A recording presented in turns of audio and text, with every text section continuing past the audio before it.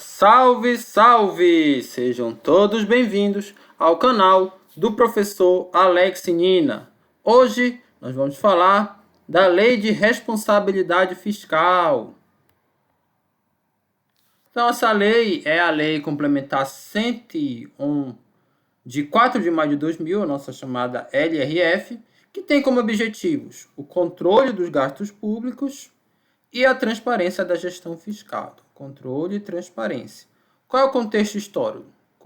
Década de 1990, o diagnóstico da situação fiscal do Estado brasileiro indicava o esgotamento do padrão de financiamento dos gastos públicos vigente à época e a necessidade de um novo instrumento que conduzisse ao equilíbrio das contas públicas. Então, percebeu-se que o governo estava gastando muito e de forma desorganizada. E ali na década de 90 você tem o surgimento da administração pública gerencial. Tem aqui na playlist do canal da teoria da administração pública que a gente fala um pouco disso. E ali a administração pública precisava se modernizar adotando práticas da gestão privadas, entre elas a prática de controle fiscal. Então, em todas as esferas do governo, União, Estados, municípios, observava-se elevados déficits fiscais, dívida pública, despesas com pessoal, carga tributária, guerra fiscal entre estados, entre outros problemas. Então, precisava dar um basta nessa situação. O Estado brasileiro precisava de uma maneira de trazer o equilíbrio às contas públicas. Para isso, criou-se uma lei que determina a responsabilidade das pessoas que utilizam o dinheiro público. Então, a responsabilidade das pessoas, ou seja, os gestores públicos. Tá bom? Embora já houvesse uma legislação que tratasse sobre a contabilidade pública, então a própria Constituição, havia necessidade de se criar uma lei que unisse tudo, o que já existisse em termos de normatização, regulamentação e criação dos gastos públicos. Então, a LRF ela já era prevista pela Constituição lá no artigo 163. O que é a LRF? É um código de conduta para administradores públicos, que passa a obedecer às normas e aos limites para administrar as finanças, prestando contas quando e como gastam os recursos da sociedade. Então, é isso que é a LRF. Quais são os princípios? O equilíbrio das contas públicas, a transparência e o planejamento. Então, são os três princípios. O princípio do equilíbrio das contas públicas não se aporta apenas às relações entre receitas previstas e as despesas fixadas no LOA, que é a Lei Orçamentária Anual que nós vimos na aula anterior, mas refere-se também à busca do equilíbrio na execução orçamentária. Então, equilíbrio tem essa relação aqui de receitas previstas e despesas fixadas, mas também durante a execução. Então, são essas duas coisas que entram aí na questão do equilíbrio. Insere-se nesse contexto de equilíbrio das contas públicas a capacidade ou limite de endividamento e amortização da dívida ao longo prazo do Estado, ou seja, o montante da dívida consolidada imobiliária e os prazos de resgate. Sempre a maioria dos governos dos estados eles têm uma dívida e é até questionável se é certo ou não o governo ter uma dívida, mas geralmente o governo tem uma dívida e a questão é se essa dívida ela é ou não controlável. Né? Não é problema, não é em si ter uma dívida, mas se ela está controlada. Tá?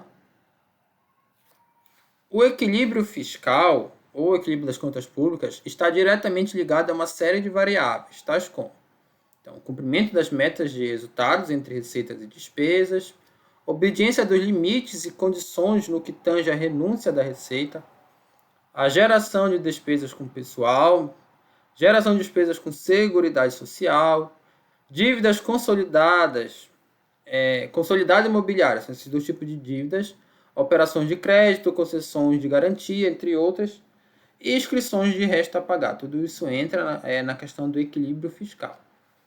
Já o segundo princípio, que é o da transparência, está associado à divulgação. É um princípio, inclusive, constitucional, que é o princípio da informação. E, de maneira ampla e compreensível, trata das informações que a sociedade brasileira necessita sobre a situação econômica do município, do Estado e da União. Então, arrecadação tributária, gastos públicos, dívida pública, tudo isso é de interesse da população.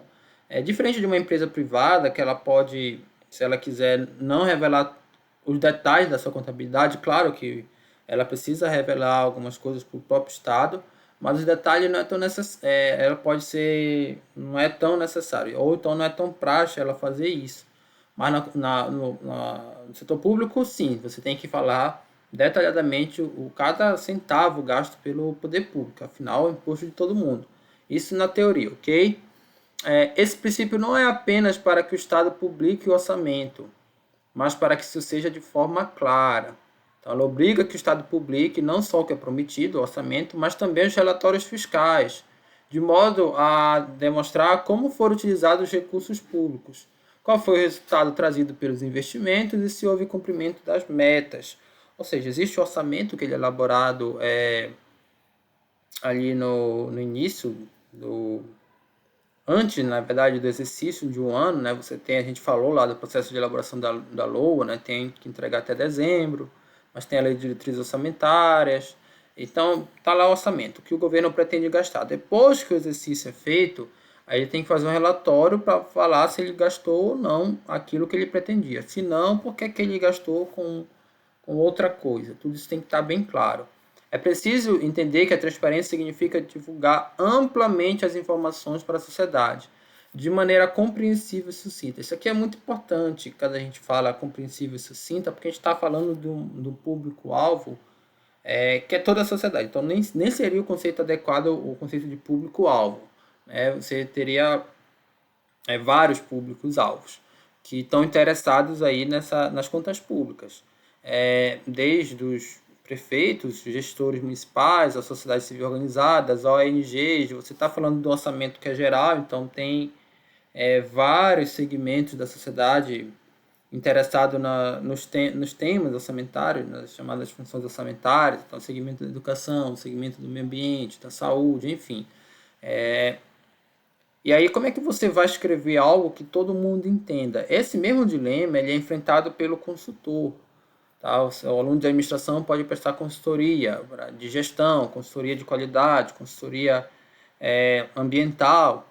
E aí, às vezes, os termos eles são bem próprios da ciência, daquela ciência de administração. Então, são termos técnicos que a linguagem técnica só quem conhece vai conseguir entender aquilo. Beleza, para um primeiro estudo é legal você fazer essa linguagem técnica, mas posteriormente, dependendo do estudo, vou pegar o exemplo do caso do meio ambiente, estudo de impacto ambiental. É bastante técnico, mas uma hora ele tem que ser divulgado para as pessoas, porque um dos princípios desse estudo é que tenha a participação da população, assim como aqui o orçamento também. Então você precisa escrever de forma compreensível para todas as pessoas, mesmo aquelas de baixa escolaridade ou que não têm conhecimento técnico sobre o tema. Isso é um desafio muito grande, porque não sei se vocês já ouviram falar, né, de alguém que sabe muito de uma área. Saber muito de uma área é diferente de você saber transmitir o seu conhecimento. Na verdade, isso é o pulo do gato de um bom professor. Eu já tive professores que eram excelentes pesquisadores, mas não tinham tanta didática. E a didática, a gente está falando de sala de aula, mas a didática também quando você vai escrever um relatório. Se saber escrever, não deixar claro, tá bom? Não precisa usar termos desconhecidos, melhores termos comuns, entre outras coisas. Não precisa ser uma linguagem muito rabuscada, né? Então, tem que ser compreensível para que o cidadão possa tomar conhecimento das ações do governo e ainda da situação econômica e financeira de cada ente da federação. E a gente está falando lá numa área contábil, né, contabilidade de gastos públicos, às vezes é até difícil para o próprio aluno da administração, uma disciplina que os alunos costumam aí ter certa dificuldade. Agora, imagina você traduzir isso para o cidadão comum, que não tem aquele conhecimento técnico. É um desafio muito grande, mas precisa ser feito, porque o orçamento ele é um diálogo, né? Ele precisa ser um diálogo com a sociedade. Vamos lá, o princípio do planejamento. A lei de responsabilidade fiscal enfatiza a ação planejada e transparente na administração pública. Isto é, a administração de recursos públicos precisa ser baseada em planos previamente traçados e sujeitos à apreciação e aprovação do Poder Legislativo.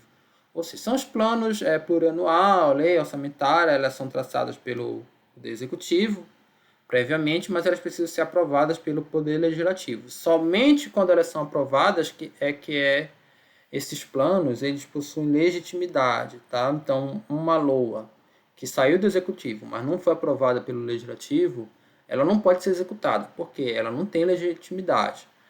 Se ela for executada, o poder público vai estar cometendo crime de responsabilidade de acordo com a LRF, está tudo tipificado. Então, o objetivo é reforçar o papel da atividade de planejamento de maneira específica.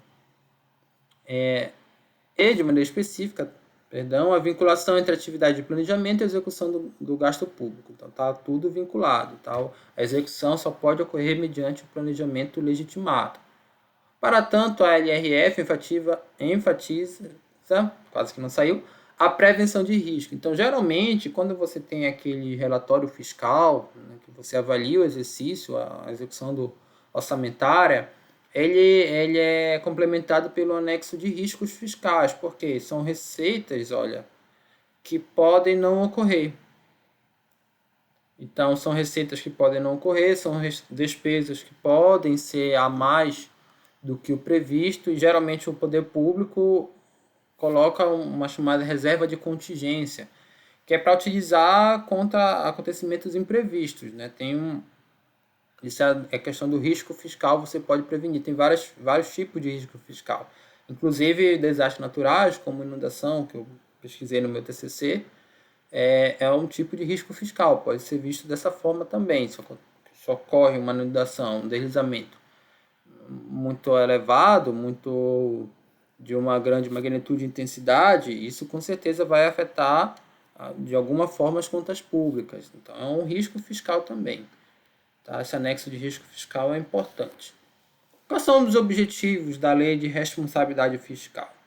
Apesar de não estar explícito na lei, é possível elencar os seguintes objetivos: estabelecer normas de finanças públicas voltada para a responsabilidade da gestão fiscal, consolidar normas e regras já existentes, consagrar os princípios constitucionais relacionados às finanças públicas. Então está tudo isso aqui, normas existentes, a própria Constituição, novas normas e os princípios constitucionais. A gente falou até do princípio da informação, relacionado com o princípio da transparência. Então, a LRF ela vem reforçar muita coisa que já tinha, mas ela vem sistematizar também.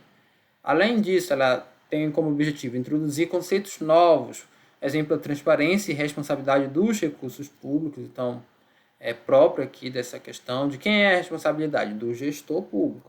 Gerar informações e orientação para a limitação dos gastos públicos, estabelecer forma de punição pela utilização incorreta dos recursos públicos. Então, a lei ela tipifica qual é a punição para aquele gestor, prefeito, governador ou até presidente que não cumprir a sua responsabilidade fiscal. Inclusive, um dos argumentos jurídicos para o impeachment da presidente Dilma foi o descumprimento da LRF. Ela fez as chamadas pedaladas fiscais e a lei dizia que isso não podia ser feito. Tem uma questão técnica aí, não vou entrar no mérito, nem no mérito se aquilo teria validade ou não, porque não é consenso entre os juristas, e claro, os juristas têm também sua orientação política, mas, desculpa, sem entrar nesse mérito, eu estou ressaltando aqui a importância da LRF. Ela foi capaz de embasar juridicamente o impeachment de uma presidente do país, tá? Da única presidente do país, a única mulher, né? E então é uma lei forte, tá bom? Independente se foi correto ou não, é uma lei forte. A abrangência da LRF. Os 3 entes políticos, ou 3 esferas de governo, que tem essa abrangência, tá? Ela abrange União, Estados, Distrito Federal e municípios, então vale para todos. Também vale para os 3 poderes, então Executivo, Legislativo e Judiciário. Os órgãos do Judiciário precisam prestar contas também, do Legislativo, enfim. Para os tribunais de contas, então tribunais de contas da União, dos Estados, dos municípios, e órgãos e entidades da administração pública. Então, as entidades da administração pública sociedade de economia mista, autarquias, fundações, empresas públicas, todas estão subordinadas à lei de responsabilidade fiscal, ok? E a lei de responsabilidade fiscal, ela tem uma relação bem forte com a lei de diretrizes orçamentárias.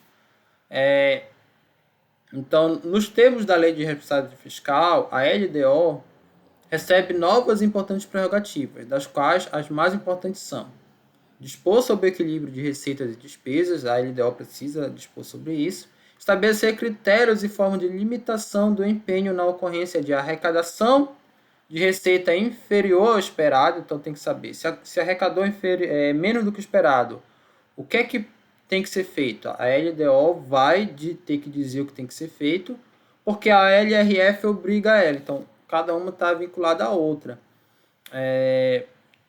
De modo a comprometer as metas dos resultados primário e nominal, ou seja, arrecadou menos receita do que se previa, portanto você teve ali o alcance das metas comprometidos, e claro, você tem que estabelecer uma hierarquia de metas. Se não deu para cumprir todas, vamos cumprir as mais importantes. E a necessidade de reconduzir a dívida aos limites estabelecidos também. Tem toda a questão do controle da dívida pública, que a LRF vai tentar trazer. A aprovação de normas para o controle de custos e avaliação dos resultados dos programas financiados pelo orçamento. Então, a LDO ela vai estabelecer aqui um sistema de avaliação dos resultados, né, com base em metas também estabelecidas previamente. Disciplina da transparência dos recursos, a entidades públicas e privadas, aqui as privadas também têm certas leis que guiam a transparência dela, né? Claro que no setor público a transparência é maior, mas no setor privado também tem que prestar contas. Definição do resultado primário a ser obtido com vista à redução do montante da dívida e das despesas dos juros. Então, isso aqui está relacionado ao chamado superávit primário do poder público, ou seja, o poder público arrecadar mais do que gasta, com ter o que na empresa seria o lucro, no poder público seria superávit, para pagar os juros da dívida pública. Porque o Brasil tem uma dívida pública relativamente alta que vem desde lá do período militar. E ainda aumentou mais nos governo da Dilma, durante a crise de 2014, e mais ainda agora no contexto do governo Bolsonaro do coronavírus. Tá? Então está realmente muito alta essa dívida do país. Alguns economistas dizem que isso vai ter impacto no futuro, outros dizem que não, enfim, né? Só a gente esperar para ver se realmente isso vai acontecer, né? Você pode ter sua opinião, mas a certeza mesmo é só quando chegar esse tal futuro. Limitações à expansão de despesas obrigatórias de caráter continuado. Então, você não pode expandir as despesas se é uma política pública que vai ter certa continuidade, porque uma hora a conta não vai bater. Então, era muito comum você começar a expandir muitos gastos e o Estado perder o controle. A lei de responsabilidade fiscal deu um basta nisso. Olha, você tem uma despesa que vai durar aí anos, vamos limitar ela aqui, porque se não limitar, isso pode ser problemático, ok? Aqui a bibliografia, o Ferreirinha vem nos acompanhando. Nós incluímos aqui Introdução ao Orçamento Público, tá? Na Escola Nacional de Administração Pública. É interessante, é um curso que a Escola Nacional de Administração Pública ela faz, então você pode fazer esse curso livre e pegar a carga horária. E eu peguei lá da primeira aula para montar aqui essa apresentação. E aqui outra apostila mais recente, a gente vai até utilizar mais ela em outras aulas, né, de 2020. Então é isso, pessoal, espero que vocês tenham gostado. Até a próxima.